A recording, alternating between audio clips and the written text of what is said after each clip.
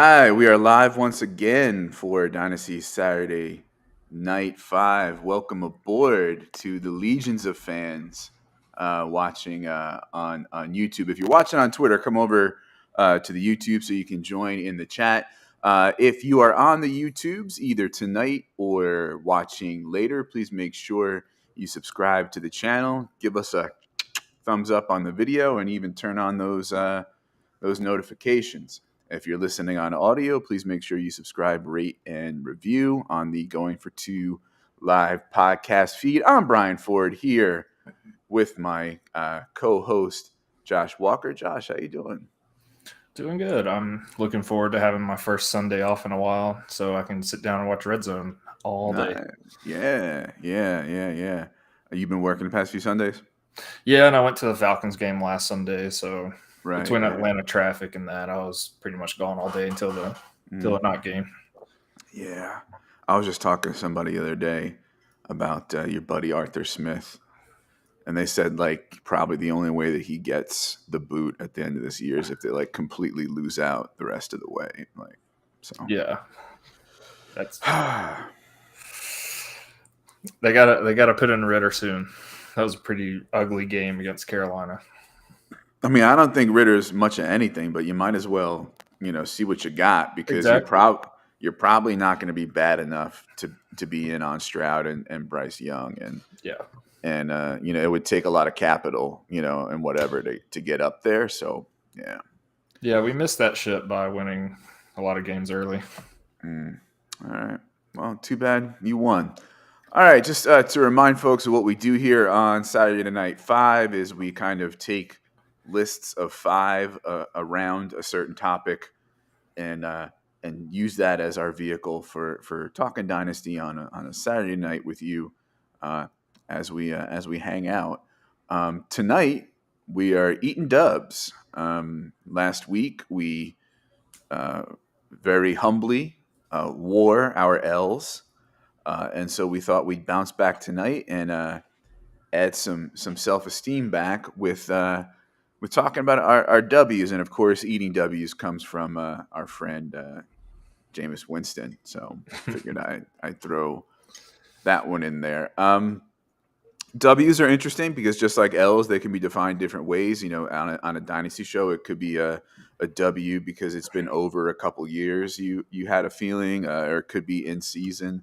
It could be a W because you might have been lower than, not totally fading, but you were lower than consensus. So it's kind of a W, right? So, we're kind of loosely defining it just to give ourselves some self-esteem.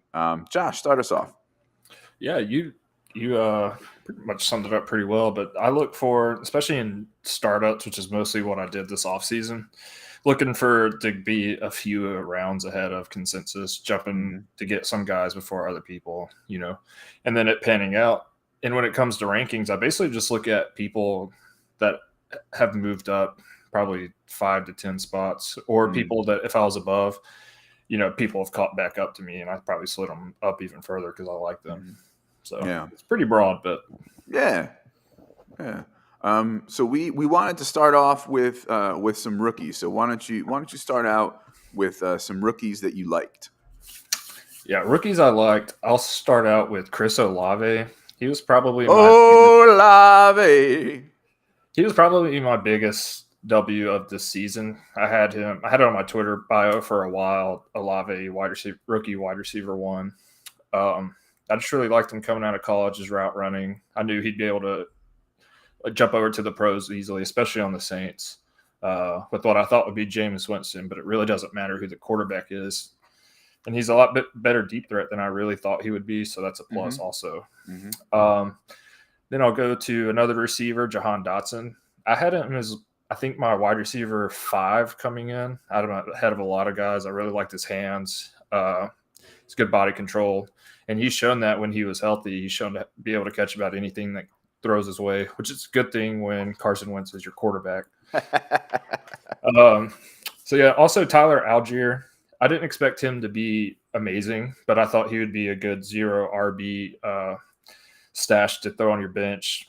Could be like a RB2 flex play if you waited a while for running backs. And that was only because Patterson's 31. I didn't see anyone else really getting in the way, and it showed with Patterson back. They're easing him back, and Algier's the main go-to guy. I'll hop to Greg Dulcich real quick. I liked Alberto, but I thought Dulcich would be better. I thought he would end up being the starter, so I was trading away Alberto for rookie picks to where I could hopefully grab him instead. I didn't think it would happen this quick. I thought Alberto would be a little bit better, but it did pay off. And then the two Pierces, Alec and Damian, I thought Alec Pierce would be a good target for Matt Ryan. He's shown that he has been when he's there. To start the year, he was close to Pittman as far as like targets, receptions, and yards go. But and then Damian Pierce has been amazing. I didn't expect him to be that good, but I did have him as running back 5 or 6. Yeah. So I like that list and certainly share some with you. Dotson, I liked. I think I had him like 6. Dulcich, I liked. He was like my tight end 2 coming in. And Olave, I loved. In like every rookie draft, like he just kept falling to me at like 108, 107, 109. I'm like, okay, give me all the Olave, I guess, right? People were sort of, taking their swings at like a Treylon Burks or a Drake London or whatever, and I'm just like, go for it, I'll take all that Olave value, and so I've got a lot of him. I'm gonna just add in the mix there too, just 2 more tight ends. Bellinger's a slight W for me. It was not so much going into the draft, but when it came out with the landing spot, and he was basically just had trash in front of him. So I was like, all right, this guy's got a path.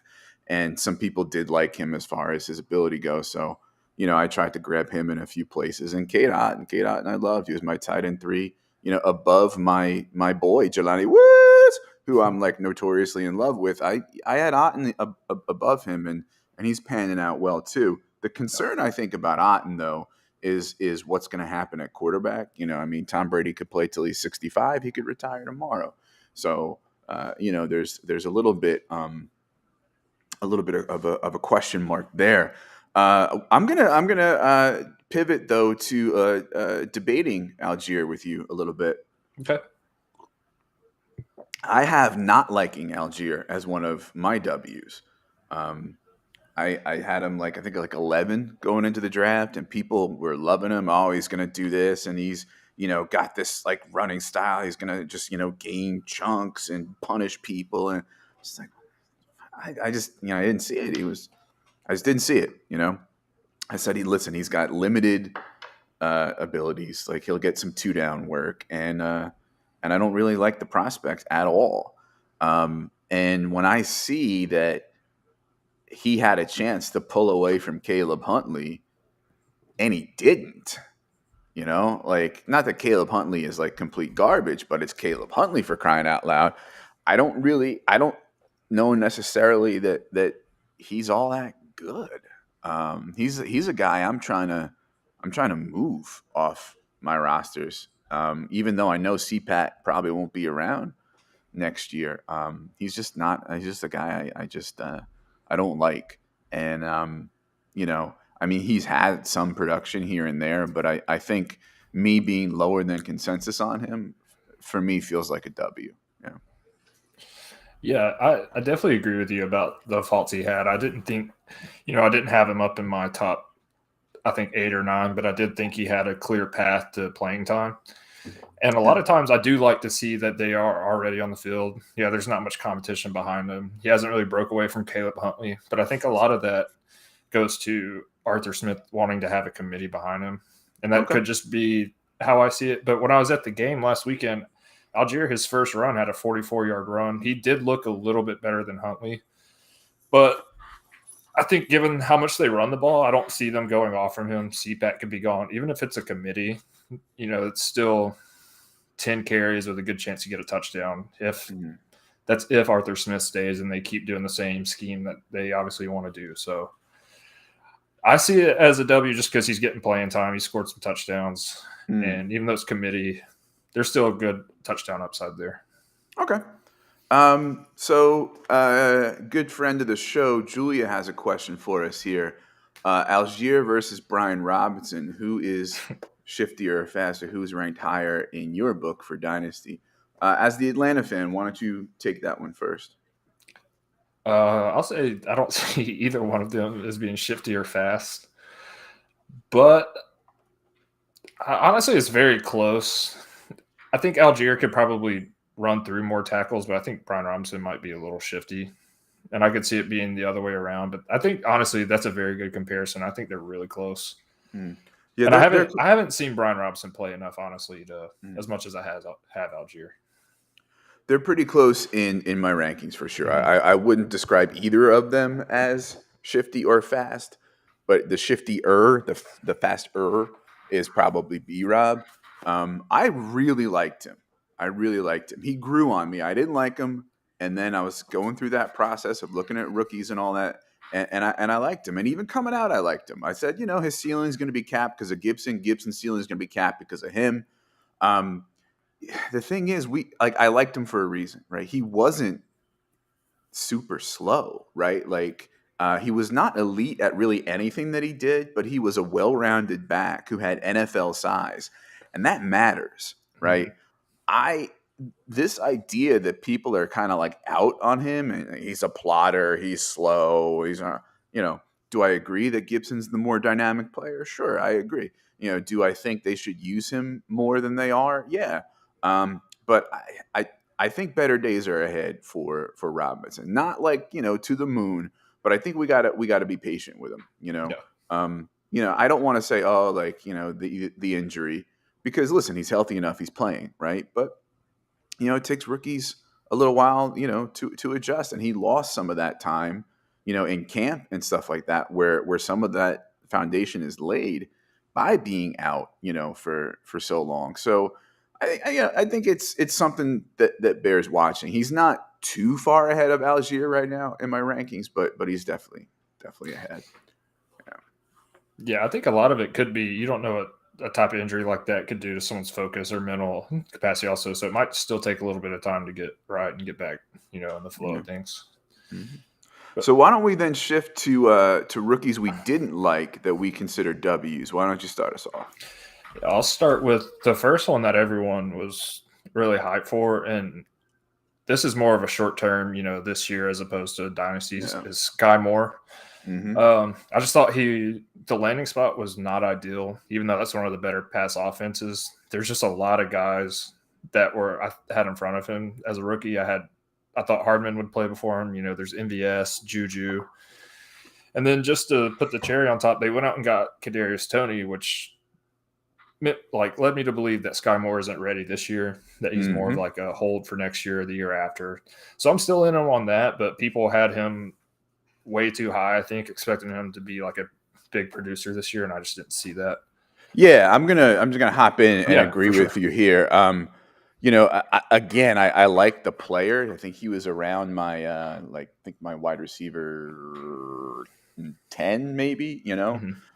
And I think people got really drunk on landing spot. See, I thought it was I thought people thought it was a good landing spot because look, he's on the Chiefs, right? And what do they have? They got Juju and pray for rain. Um, so I thought people were really drunk on landing spot, and I was trying to trade out of, even if it meant, up or back, it didn't matter to me. Trade out of that pocket of folks getting picked there, including Sky Moore. I agree with you that next year, 2024 remains to be seen, right? Especially, depending on what Juju does as far as whether he resigns. But I think the people who said, elite separator in the great offense, sky to the moon, and I just didn't happen that way. Yeah, for sure. I mean, I saw someone say on Twitter next year could be the Kadarius Toney Sky Moore show. Yeah. So yeah, I definitely hang on to him, but I'll jump over to Traylon Because Burks. I'm Oh, go Hardman's ahead. not Hardman's I think a free agent too, so Yeah, yeah. yep. Yeah, I'll just jump to Traylon Burks. I did Hmm. like him decent. I thought he was, he's pretty good. I still had him fairly high up, but people were taking him first, second, third overall wide receiver. I I didn't have him that high. I didn't know how well he'd be able to separate the pro level. There was all the durability concerns through practice, through training camp. Now he's injured. Yeah, there was one draft actually. I'll just note out. I took Chris Olave 102 because I had plenty of running backs in a dynasty I took over, and then I still was able to get Treylon Burks at 109, I think. And the Knights had 2 first rounds, so I was fine with it there. But that's the only time I've ever seen him drop down that far. Then let me hop over to Zamir White. Oh yeah. While I thought he was a fade, I still thought he would get more run than he has, and he just hasn't. He's clearly not a vocal part of that offense at all. He's going to take an injury, probably 2 or 3, maybe even to make him be the lead back. Even then, they'd probably sign somebody. I just didn't really like him where he was going. Then TDP with the 49ers, he's my last rookie fade. He's slow. He's even less elusive than Algier and Robinson. I thought Jordan Mason would be the better person. I still do. I think I still have Jordan Mason ranked higher. And people were way too high on him because of landing spot also being in San Francisco. Yeah. I shared your doubts about Burks, so I'll just talk about my rookie fades. For me, Burks, started out kind of high as far as like my wide receiver rankings went, and then I just the more I looked at folks who were safer and were less kind of raw, and then when you heard things here or there about whether it was blocking or taking plays off or, I don't want to say off the field, but I don't want to say the word head case either because I have a lot of mental illness issues, and that's kind of, but you know what I mean? Like a guy that just had a few reddish flags, and I was like, nah. And listen, I want to be fair to the guy, right? He's been hurt. Yeah. He had the asthma thing, right? So, I do want to be fair to him. I just think that, excuse me, he's a raw kind of projecty. He's got huge upside. He's absolutely. got alpha upside. He could do it, right? But with that with those kind of question marks and the quarterback situation there, for example, somebody said I saw on Twitter today that it might be a good idea to move straight up Pickens and get back Burks, right? Because Pickens scoring points now, right? And I saw it as I don't know about that, right? I don't like it with Malik Willis throwing him the ball ostensibly next year. Do we really I don't know. I didn't really buy it, and that's not a move I would make. I talked about I want to make one quick point about about. Sure, go ahead. I think people were quick to lump him into he's going to fill in the AJ Brown role, and he's just not AJ Brown. AJ Brown's he's a freak athlete, and Treylon Burks is very athletic, but I think they jumped to assume that he was going to automatically fill that role, and To be fair to him, AJ Brown made his money on Derrick Henry play action, run an intermediate route, and so if Malik Willis can do that play action and hit an intermediate route, okay, fine. I just don't think Malik Willis is really all that good a passer, and I don't think Treylon Burks is AJ Brown. So exactly.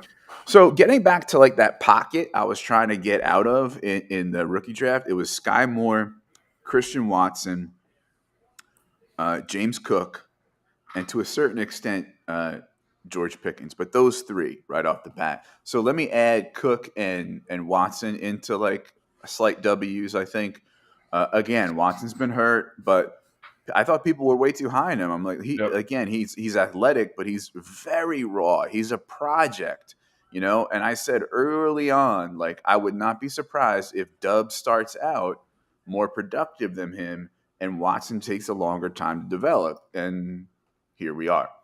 Right. And also James Cook, right? For now, I think it's a W fading James Cook. Do I think he probably can have a bit of a role and some better days are ahead? Absolutely. But when people were, happy spending 109, 108 on him, I was like, get out of here. You got to be kidding me, right? And so far, I seem right on that. I was big TDP fade too. Huge reach. He's Yeah. just not good. I don't know what they were doing there. Just gonna add a couple more in. Pierre Strong again. Somebody people kind of got buzzy and fell in love with. I was pretty much out. Let's see. David Bell as well. I didn't think he'd see this little run, but I didn't like him really at all. Like late second, maybe. But he's got PPR upside, and Watson's coming, but like you've had what 9 weeks now, and we're not seeing much. I'm going to do a little bit of a controversial one that I think is a W as far as a fade goes, and that's Drake London. Now, for me, it wasn't a total fade. It's one of those fade relative to consensus W's that we're talking about. Coming out of the draft, pretty much I had one big tier of the big four wide receivers: Garrett Wilson, Jameson Williams, Chris Olave, and London. The first three I could almost interchange, but London was definitely fourth in that tier for me. I saw somebody who had some trouble rounding, we're kind of rounding out his routes and needed to improve on that. And then when he landed in Atlanta, I was like, what? No, what? Yeah. But people were big on it, like, oh, like no one wide receiver one there, and him and Pitts will play. I was like, who is the quarterback? Who is the offense? The guy running the offense, and and here we are. Do I like London? Yeah, I'm not saying I fade the player completely, but this idea that he's like pushing top 12 dynasty wide receivers, like it's like, situations gotta matter somewhat, right? You can't just go like 1,000% talent, you know. So yeah, I have him down. I have him outside top 24 dynasty wide receivers. Not too much outside. I think he's 25 or 26, but I just don't see a good. If that quarterback changes and there's some big reason to think there's hope that the offense is going to pass more and the quarterback is good, okay, fine, I'll reconsider it. But for now, I think that sort of slight fade is a W. Yeah. The situation, especially with Mariota, is not ideal. I thought they would throw more than they did, but even then, I didn't think Mariota would rarely get over 200, 250 passing yards, and that's to go between him and Pitts. So I still had him, I think, wide receiver 3. I had Garrett Wilson ahead of him. So I was I was probably in the middle, but Yeah. you made a good point. Yeah. So Julia's asking, just to round this out a little bit, about Burks. Do we have him in the top 5 in the rookie wide receiver class or outside of the top 5? So coming out of the draft, I had that tier of the big 4, and then I had Dotson, Burks, and Pickens kind of in that 5, 6, 7, slightly interchangeable. So I guess technically probably outside the top 5 coming out of the draft. I'd have to see in the rankings where he is at the moment, because I have those. I think I have him exactly 5th. I have those 4 ahead of him, and then I think I have Pickens ahead of him, so he's 6th, and then I have Dotson a few spots below, but very close. I mean, I like Dotson a lot. It's just a question of the quarterback and the competition with McLaurin, and I think Burks does have that alpha upside, but yeah. So how about you? Top 5 rookie? No, I have him 7. I have Dotson 1 spot ahead of him. So like you said, they're very close. Mm-hmm. Dotson just showed a little bit more this year. And I do have Pickens ahead. I wasn't super high on Pickens, but with Pickett at quarterback, he's shown to be pretty good. He's got a touchdown now. So, and then the rest, I have the same ones ahead of him as you do. I have Jameson Williams at 5, I think. All right. So what category you want to go to next? We've done our rookie likes and rookie fades. What do you want to go to next as far as our W's? I'll go and hit above consensus. Okay. So people I was just generally higher on that are not rookies. The first one I'll start out with is Jalen Hurts. As me and Brian talked about, I wore him as an L. I wore Yeah, him as an L. Yeah, I yeah, yeah. had him coming in top 5 as Yeah. 5th. So I just thought it, and a lot of this was hope. It was just hope that the reports out of camp were true, that he was improving his pocket presence as well as his accuracy and overall like general awareness on the field. That paired with his rushing upside, AJ Brown coming on, who I will also talk about here in a second. I was very high on him. So I thought that with Goddard, Devontae Smith, and AJ Brown, I was like, he's really going to have to suck to not be a good fantasy quarterback. And I think he's actually a really good quarterback. So I was right on him. I'll hop over to Travis Etienne. I saw him taking over James Robinson's spot. I thought he would be a little bit better with his receiving hands, but he's not. They're taking a shot on him at being the RB1, which I think he could be.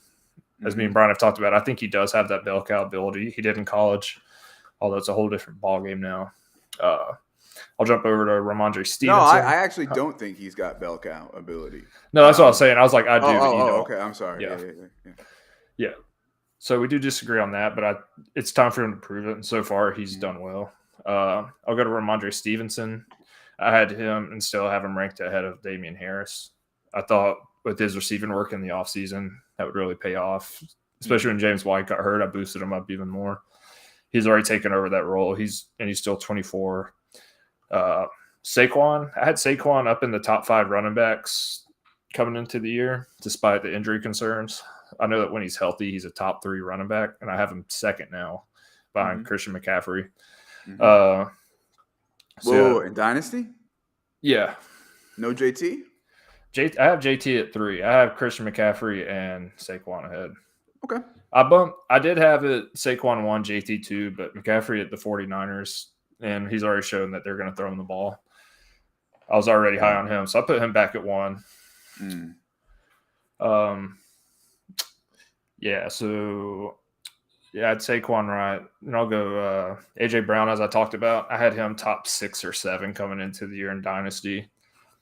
I was really high on the Eagles coming in. Yeah. They were my Super Bowl picks to start the year. Yeah, I only had him down at like 6 or 7, and then because like I needed to see Hurts do it, and he's doing it, so now I got AJ Brown like 3, I think. Yep, same. I got him actually round 4 in my Scott Fishbowl draft. I was pretty happy about that.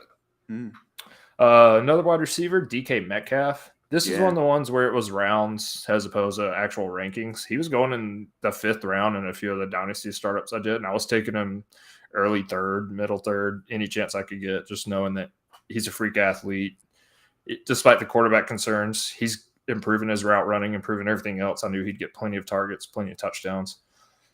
And then one of my biggest W's is David Njoku. I thought this was the year if I didn't get Mark Andrews or Travis Kelce, I was waiting later on until I could get David Njoku rounds 12, 13 in Dynasty startups. And until he got hurt, he was shown to be a massive target hog, surpassing Amari Cooper even. Yeah. And the last one is Amon-Ra St. Brown. I had him, I think, 22, 23 coming into the year, and I've moved him up even more.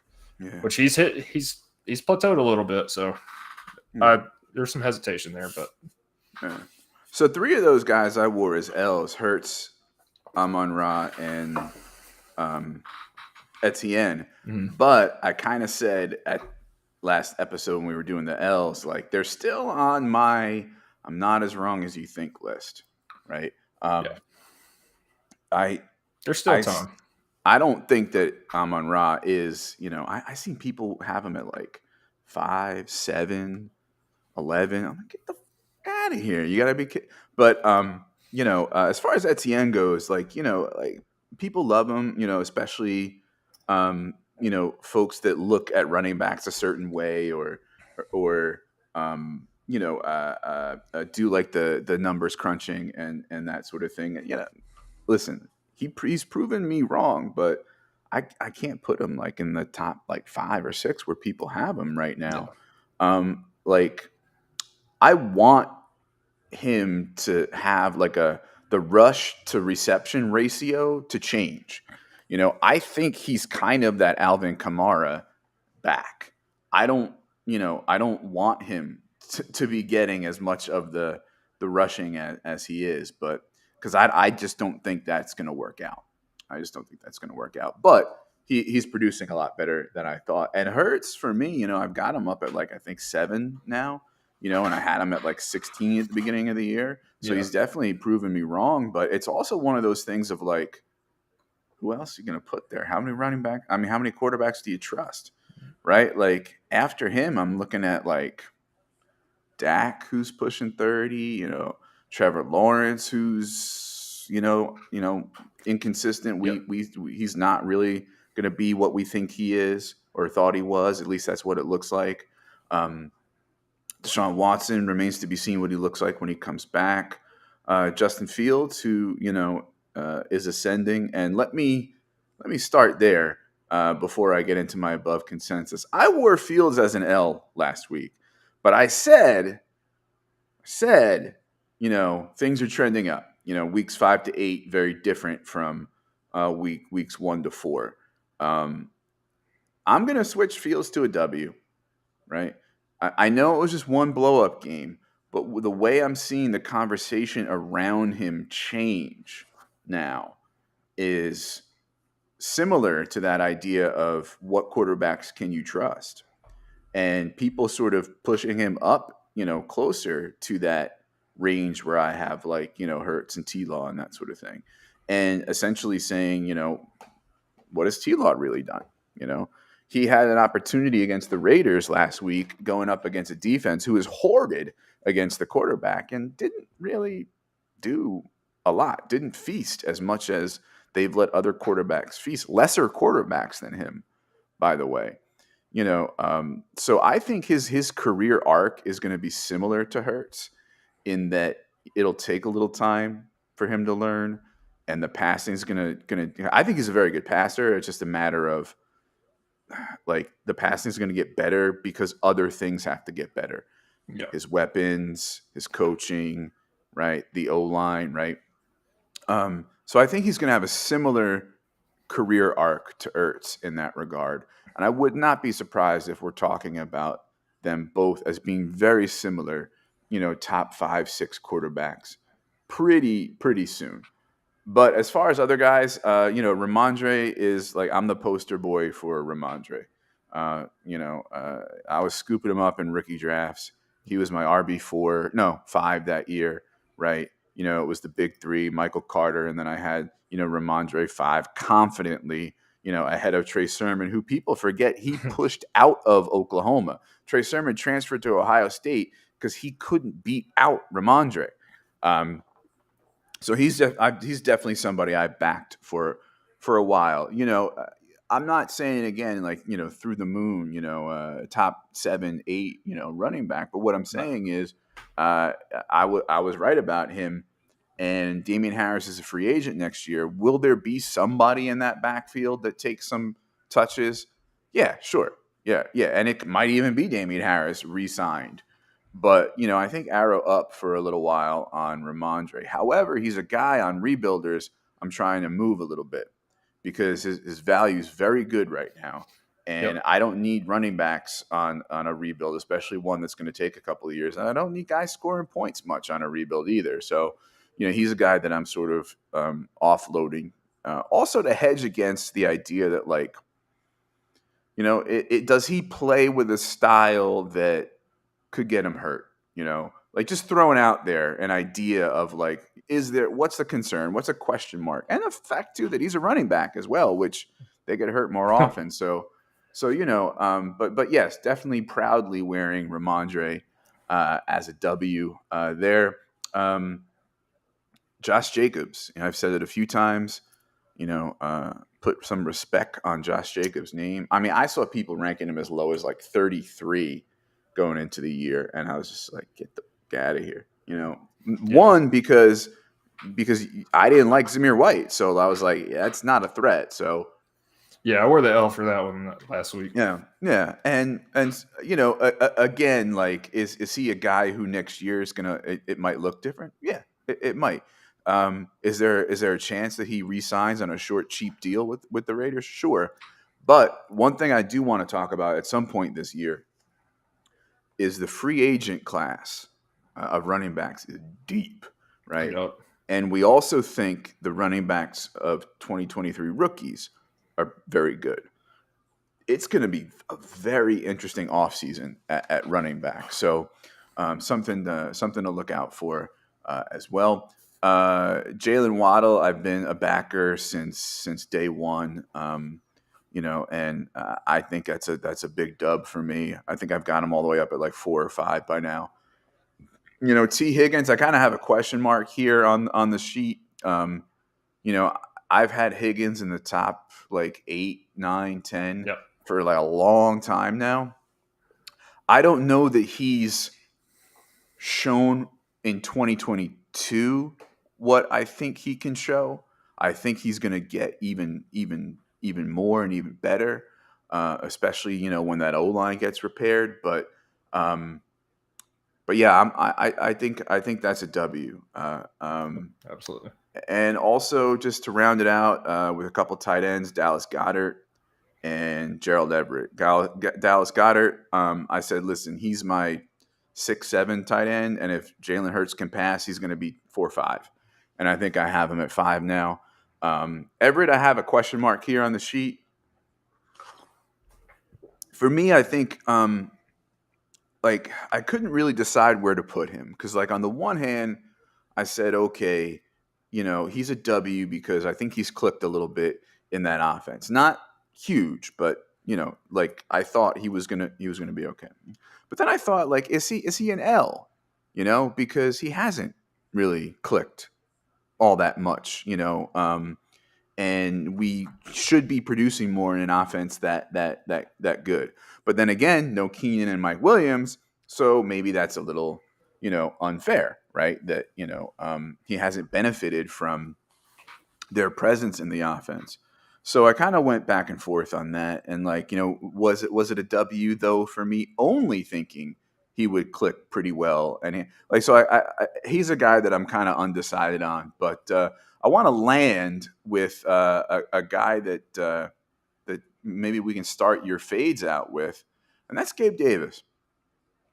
So my story with Gabe Davis is I was well ahead of the market. I liked him a lot before a lot of other people did, right? But when he was at the point in preseason where people were essentially tweeting snarky tweets about them being tired of hearing about him, right? I kind of agreed. I was like, listen, this train's out of control, folks. Don't get me wrong. I love Gabe Davis, but can we relax here? I kind of always thought he is what he's shown to be now. I liked him a lot because he's super talented and has big upside and big ceiling, but is gonna be probably week to week boom bust. At least for a while, right? And so on the one hand, I kind of felt like the guy who liked the band 3 years before everybody else did. Yeah. But on the other hand, I also kind of felt like the guy who was just you've kind of taken what I said here and kind of ran with it a little too much, but I still think that liking him is a W, I guess, because I never liked him as much as the nauseating preseason hype. So I think I kind of still feel that's a W, but you think fading him's a W. So why don't you start off your fades with that? Yeah.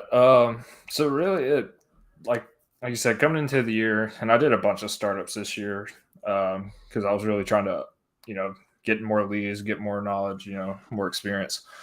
And he was going way too soon. And some of the things I don't like about him is in his career, he's never had more than 5 receptions in a game. That in itself shows, even with games with 12 targets, it just shows that either A, he doesn't get open, B, he doesn't have good hands, which isn't true, but that's just signs when you look for people who just cannot get a lot of receptions. And I just think he's bad at route running. So, I mean, given that, like you said, he's boomer bust, but even then, he's basically just running deep routes and hoping it's a blown coverage or hoping that he just overpowers the DB. And where he was going, I'm not trying to buy into someone who I can't trust like that, where he was going. Yeah, And just I can see another that. Yeah. and another fun fact: through his first 2 years, Laviska Shenault had more reception yards and I think receptions even than Gabe Davis did. So it's just something I found interesting, and just Yeah. another reason why I just really wasn't in on him where he was going. Another receiver that I drafted absolutely 0 times, and he's a mortal enemy of the Falcons, is Michael Thomas. And it had nothing to do with his skill. When he's healthy, he's a really good receiver. Yeah. He's a wide receiver one, but he's hasn't been healthy in 2 or 3 years. He's shown again, like, yeah, he was healthy week 1 and he torched the Falcons, but since then he hasn't done that. When he's played, Chris Olave has been better. Mhm. So the fact that you're getting beat by a rookie is not a good sign, especially where he was going. Allen Robinson, I wasn't buying in on the hype. In the offseason, in a few of my leagues, I traded for him for almost nothing when he was still at the Bears, hoping he'd have a good landing spot. The Rams on paper is a good landing spot, but I was also fading Stafford, who I was about to talk about, just for elbow issues. Cooper Kupp's the main guy there. Where he was going, people got just a little too high on him too quick. I wasn't there, so I was just selling him off for whatever I could get. I think I got Elijah Moore in a second-round pick, which, looking at Elijah Moore, is not much, but there's a second I can do something with that's more valuable. 2 Packers that I was fading was Aaron Rodgers, especially in Dynasty as a quarterback. I didn't like the fact that his best receivers would probably be Aaron Jones and A.J. Dillon. I wasn't high on Allen Lazard as a wide receiver one. And on top of that, Robert Tonyan, I wasn't drafting him where he was going. I had him, I think, in the 20s, maybe 2021, coming off a knee injury. And also he's very touchdown dependent. And I knew there was regression coming with that. And last 2 Broncos, Cortland Sutton. I don't think he's a great route runner. He basically just wins jump balls and back shoulder fades. I thought Russ would be better, and I thought he would be better than he is, but I still wasn't drafting him where he was going. And then Albert O, just because I thought Dulcich would take over, and he did. I didn't expect it to be this bad and this quick, but I dropped him a lot in my rankings. Right on. Yeah, I share a couple of those quarterbacks. I'll do them with my last category because I want to celebrate dancing on Aaron Rodgers' grave. But just a few fades that I had. I've never really been a huge fan of Mac Jones. I've always said, safe floor, boring, but he's never really going to be anything. Exciting or elite or even approach like top 12 dynasty quarterback ever. And then coming into the year, people are like, this could be the year, that Mac Jones throws for, this many yards. I'm like, are you kidding me? And here we are. Right. Now, again, got to be fair to him, but I think even outside his ankle injury, he's just not great. He's not terrible, but he's a game manager, right? And that's okay for, QB 2-3 probably in Superflex, but he's not somebody I'm really interested in at all. I put Zeke down here on the list, and obviously it's a dynasty show, fading Zeke, big whoop. But what I'm fading was the narrative that people said, hey, Zeke's going to have a good year. He's going to bounce back. Pick him up in redraft. People don't understand, that outside of the knee and blah, blah, blah. And I said, right. And even without this injury, Zeke's been, very, very meh this year. So Trey Sermon, been fading him since day one. So I think that's a W for me. Higbee, could be controversial, but I think fading him is kind of a W for, as far as I'm concerned. He gets some, a lot of targets sometimes, but he's just, whatever. And now the offense is terrible. Same thing with Noah Fant. What has Noah Fant ever done to still have people like him as a dynasty tight end? I think how is he ranked above 20 in anybody's rankings? Yeah. I think I've kind of faded him for a long time. I think that's a W. Speaking of tight ends, Waller, again, I want to be fair to him that that he's been hurt and they haven't really had like everybody healthy, for a lot of games. So, but still, I think I slipped him from like the 3-4 that he was for a bit, down in not well 4-5 down into like that 7-8 range, pretty ahead of other people. I think I did write him up too as a possible tight end faller when I was writing articles for Fantasy and Frame. So again, a guy that listen. Do I want him to come back and be healthy and get a lot of targets because he's a talented guy and I don't like to see guys hurt? Yeah, sure. Do I want him to do that because I'm also trying to move him off a few teams? Yeah, absolutely. But I think Yeah. fading him was a W. And then I just want to end with this one though. Oh well, one more. Kittle. So I have the asterisk here, not so much because I'm off Kittle or have him outside the top 5 or whatever, but for me it was the Kelsey versus Kittle call. And after Andrews and Pitts, who do you have 3? And for me, it was Kelsey. It was solidly Kelsey. I think I did have Kittle above there for a little while, a while back because of the age thing, and then I was like, forget this. Kelsey's just a target hog, elite producer. And Kittle plays in a way that can get him dinged up, and he's asked to block too much. So Kelsey all the way over Kittle, and I think that was a good call. DJ Moore is an interesting one because he was a fade for me kind of early in the sense that like I already had him down at like 14, 15 when people still kind of had him, like 9, 10, and then people are like, oh, he got Baker. And I'm like, horizontal at best. And and here we are. Do I like him?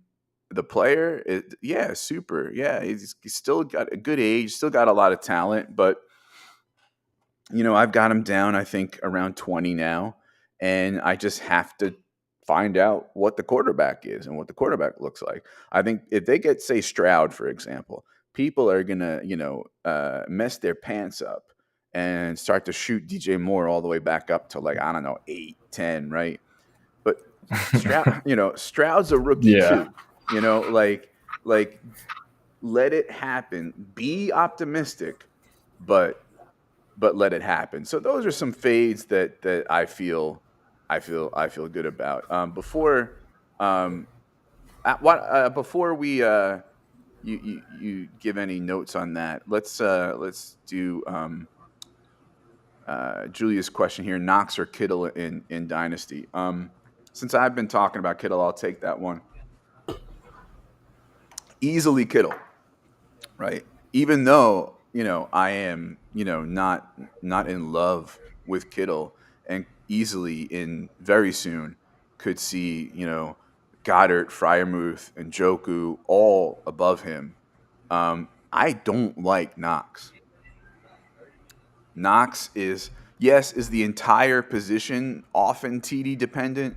Sure. Is he super TD dependent? Yes. That's my knock on him. I'm trying to actually move him while he's still got some name value and age off of some teams because I just don't love him, right? When I look at where he is in the usage tree, and if he ain't scoring touchdowns, he ain't doing nothing. A tight end premium awards targets. It doesn't reward TDs, right? So if you're tight end premium Dawson Knox, 25 years old or whatever the hell, okay, fine, but like, is he getting targets, right? Look at a guy like Fryermuth, right? Who generally people have maybe a couple spots above in the rankings, and I have well above. I think by now 6 ranks ahead of Knox. He actually gets targets, right? So while he may not score as many touchdowns in a given season as Knox will, much safer floor in a tight end premium. So yeah. I think it's still pretty easily Kittle for me in Dynasty. but probably closer than some people think. Maybe, I don't know. What do you think, Josh? I have them pretty far apart, and I just want to make one point on the Pat Freiermuth. I didn't watch the whole Steelers game, but I had Freiermuth in my DFS. He had basically nothing going on. Once they went into the 2-minute drill trying to catch up, he ended up with 5 receptions on 6 targets for like 70 yards. So, like, when they know they need to make some plays, Freiermuth is there. Dawson Knox is not there for the for the Bills. Yeah. I have Kittle at 4 still, just because his talent's there if he can just stay healthy. Mm-hmm. And I have Dawson Knox at 12. So yeah, that's about where I think it's like 4 and 11. I have, right. So see, I'm definitely higher on Kittle than Dawson Knox. Yeah. All right. Any other notes on my fades before we round out our W's with our last category? Yeah, there was a few. Darren Waller was one that I was only drafting him in a few win now startups because he fell to the 5th or 6th round. But outside of that, I was pretty much fading him also.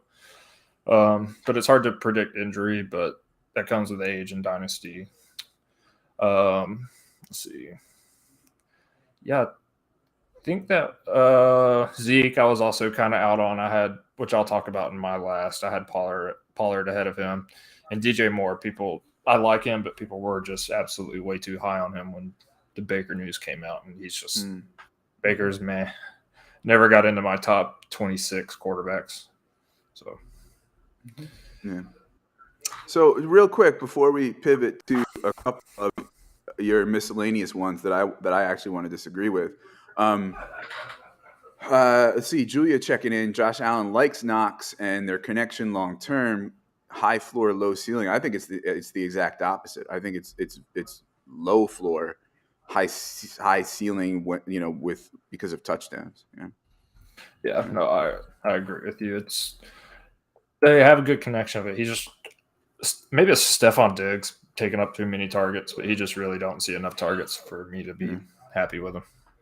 All right, so let's talk about your last group of dubs, and then I'll hit mine, and then we'll kind of land the plane. Go ahead.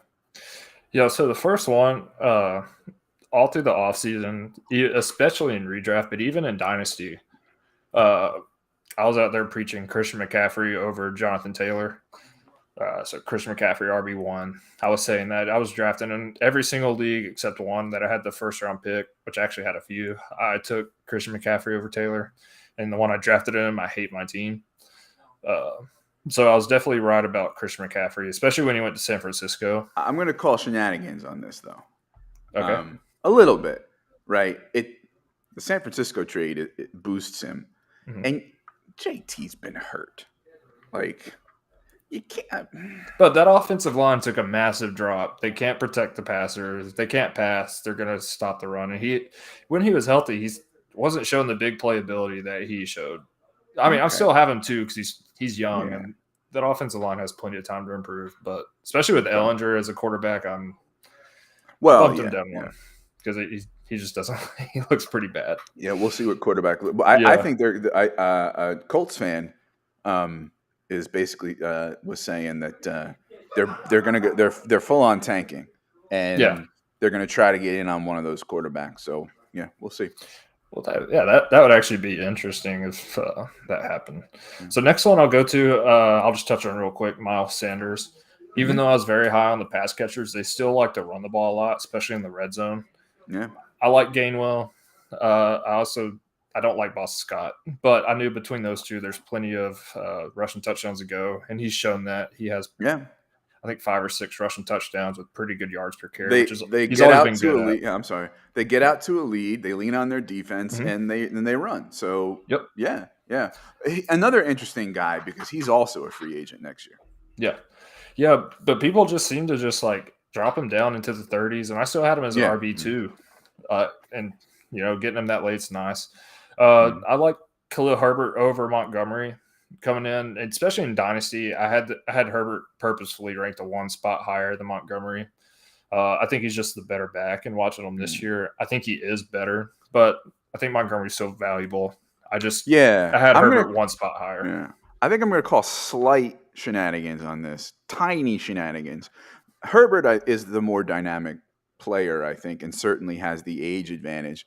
I just think that until I know that Monty's off that team, and until they're not splitting touches as evenly as they are, Mhm. I don't know that I'd hang a W on this. But I do think, say this time next year, it'll be a clear W. So Yeah.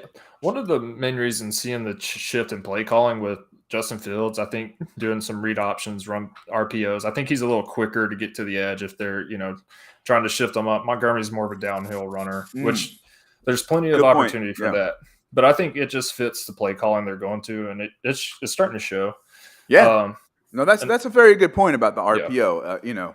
And so I will retract my slight shenanigans, because that does point in his direction, arrow up. Yes. and just a shift in scheme, play Yeah. calling. Hmm. I had Jacoby Myers as the New England wide receiver one. I had him in the low 40s, maybe even Yeah. high 30s to start the year, but he's even done better Yeah. than that. See, I did not have him as the one. I just had him like in the 60s, because I didn't think that really got you much anything on that offense. So I took him as an L last week. Yeah. The main reason was I saw people still drafting Devontae Parker ahead of him sometimes, and Mm, gross. I've been off of him since he was with Miami. Yeah. And the last one is I had Troy Pollard over Zeke. I had Zeke ranked one ahead of him, but I was very quick to shift that. Zeke, he looks better than last year, but he still doesn't look. He doesn't look dynamic. He's not really running over anybody, running through tackles, and their offensive line is not as good. So I think you need someone a little more elusive, a little more big playability to fit the offense better. Yeah, another interesting situation when it comes to free agency. By the way, first off, last I checked, the reporters in Dallas, even though it's officially a game time decision, don't expect Zeke to play. Go back into your DFS. Maybe change a couple of those Damian Pierces into Tony Pollards, and find $200 elsewhere. Move Dulcich down to Foster Moreau, Yeah. and just maybe get some Pollard exposure. But at the same time, long term though, he's he's a guy who's going to be a free agent, right? And like I want to love him. I already got him up. By the way, and maybe for another show, I kind of have been rethinking the way I look at running backs in their rankings, but Same. I've got him in the 20s, right? And I can't bake into the price or the rank that he's going to be a lead back somewhere next year, because I Yeah. just don't know, right? Yeah, that's tough. And he's also going to be the dreaded 26-year-old second contract running back, right? For some people. But he's one of those guys who, and I think I might have said this on this show already, I don't know, right? He doesn't have the mileage that a lot of 26-year-olds going into their second contract do. So I don't lump him in with the typical guys like that. Listen, Same. when it comes to Eckler, I'm the same way. People were trying to say 27-year-old undersized running back. Blah, blah. Listen, okay, right? Like he is, his age, he's going to be aging out of, prime and relevance, right? But he's not the typical 27-year-old running back, because so much of his production, first of all, because he was splitting with Melgo for a while, and secondly, because so much of his production, except for last year, was through the passing game, that he's not the typical, 27-year-old running back. So, what are your thoughts on Pollard moving forward as far as that free agency goes? Yeah, I think you hit it perfect. I don't see him being like the guy where he's an every down back, but I do see him in some sort of committee where, the Broncos, not this, but the Broncos have shown they can make it work, but somewhere more like maybe I think he'd be a great fit in somewhere like Kansas City, somewhere that doesn't, and if he is the guy, they don't run a ton. So he's not sitting there having 20 carries a game, sitting around more 10 to 12, with probably 80 yards and good receptions. So Mm-hmm. I don't see him being like the guy, but he's still very fantasy relevant, especially in Dynasty. All right. So, time for my last category, and that is fading older quarterbacks. Now, obviously, old people, you fade them. Old players, you fade them. I just lumped them in this category because these are three calls I got right, and what they share is age. But Russ, Stafford, Aaron Rodgers. So, you know, Russ, people, I think, just there was something wrong in Seattle, and it wasn't just that like chemistry and them not getting along, and and the offense being bad and whatever. Like he just, I don't think he was who we thought he was anymore, and I think he was riding on name value a little bit and a few big plays, and I didn't know that Nathaniel Hackett was, going to be a shit show early in the season. I didn't know the offense was going to be this bad, but I certainly was like, nope, nope. Having Russ in your top 9, 10 quarterbacks is for Dynasty. Nope, nope. Um, people were like, oh, he's liberated from Seattle. He's going to have Judy and Sutton, and you know, did I think things could be good? Yes. Did I think they would be this bad? No. But I was not. I was not hyped on Russ going into the season. By the way, for Josh and if you haven't looked at it or anybody else watching or listening, go try to find the interview that Russ Wilson did with The Athletic. He's trying to not shit almost completely. Like he's down to taking a dump twice a week, and he wants to get it down to once a week. Go. It's just a fun little interview, and maybe he should poop more because he's not doing so well this season. Stafford, last year I would argue with my Dynasty Fever co-host Jesse Schneeman about like how many good years Stafford had left, and he was like 4 or 5. I'm like 2 at best. And then moving into this year, elbow, back seeming more like the shine was coming off second half of last year. The back seemed a little wonky, right? Now, listen, did I think it was going to be this bad in Los Angeles with like almost zero from running backs and Akers being Akers and doing his thing and the O-line sucking this bad? No, I didn't think it would be this bad. Cup's still producing, so it's like Stafford has a 70% completion percentage as far as of a couple weeks ago. Just that everything's short and the offense is bad, and Stafford's 30, pushing 34 or 34 already now. So I was a big fade on him. I didn't, I was trying to move him while people still liked him. Having him in your top 9 or 10, I was very much against. And finally, the man I love to hate, Aaron Rodgers. Aaron effing Rodgers. There are so many reasons to hate Aaron Rodgers.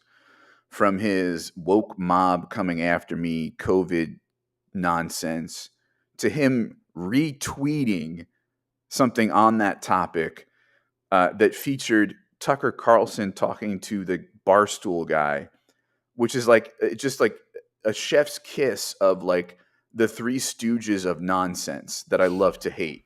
Like, the guy from Barstool, Tucker Carlson, and Aaron Rodgers. Absolutely. To him just not being very good, to him losing Devontae Adams, which was a big reason to fade. Oh, he made Jordy Nelson good. That was 17 million years ago. To lying about the contract situation and the Devontae Adams knowing that he was going to get traded when he just went after his money himself. To recently throwing his teammates under the bus. And he doesn't talk to his own twin. I hate Aaron Rodgers. On and off the field.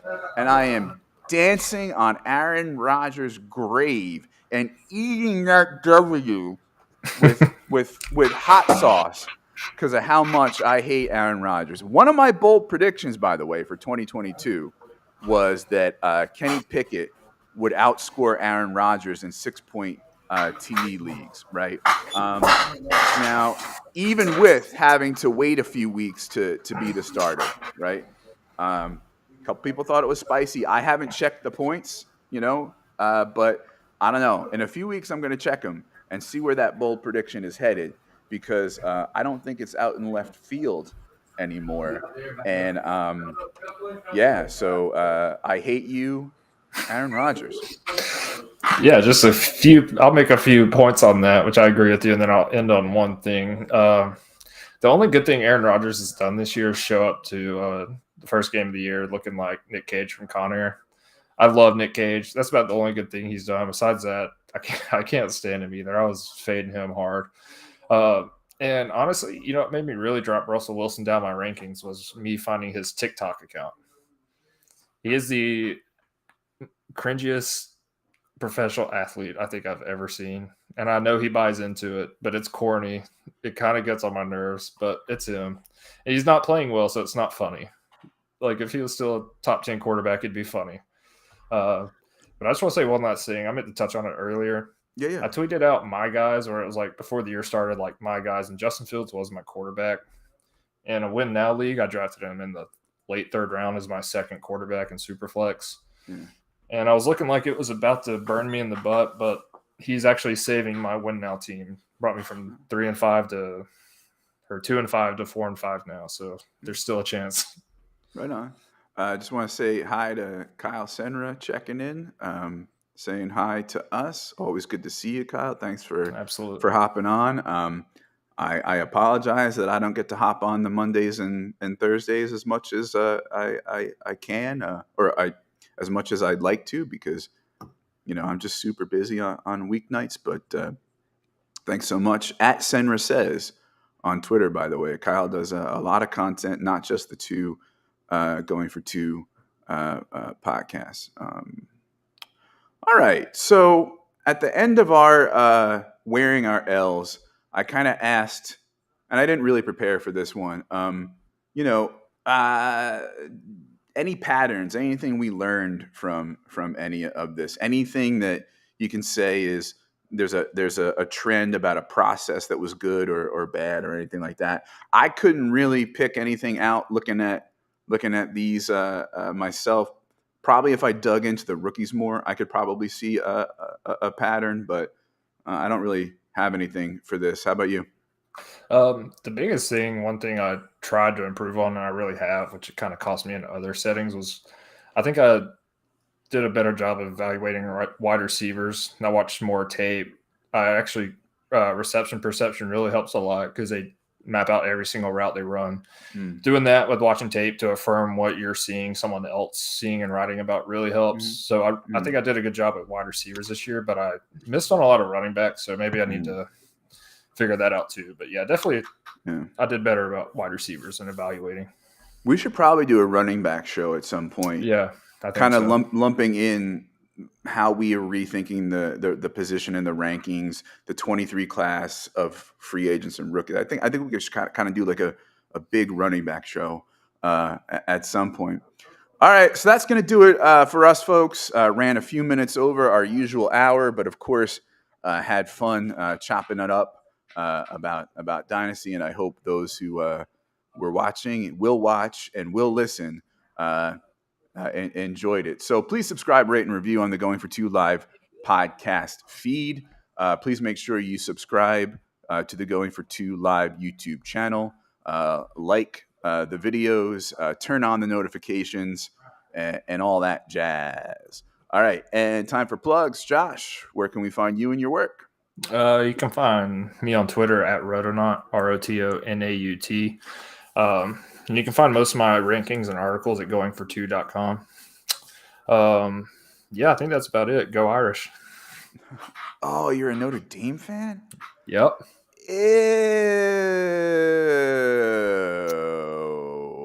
Oh. I'll close out every show with that now. Oh, God. Oh, so many reasons. Back in the rankings. Oh, gosh. All right. You can find me at ffjunkie_ on Twitter. Dynasty Rankings at goingfor2.com. I just wrote a cash lineup article for DFS for us.